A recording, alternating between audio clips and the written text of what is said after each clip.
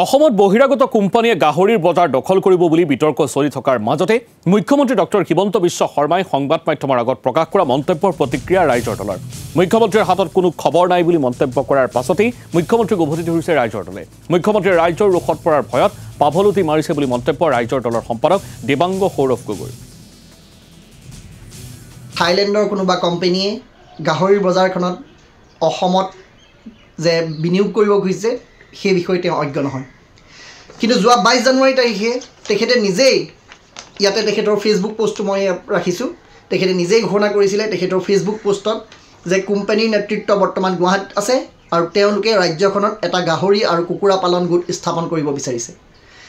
তেখেতে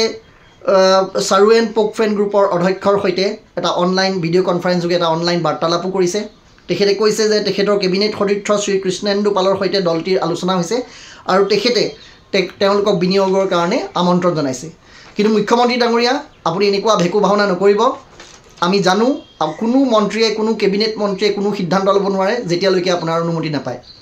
কোনো ডাঙৰ মন্ত্ৰীয়ে যেতিয়া ল'ব নোৱাৰে আৰু কৃষ্ণেন্দু পাল এজন নতুনকৈ হোৱা কেবিনেট মন্ত্ৰী তেওঁ কোনো সিদ্ধান্ত আপোনাক নোসোধাকৈ কৰা নাই আপুনি অজ্ঞতা প্ৰকাশ নকৰি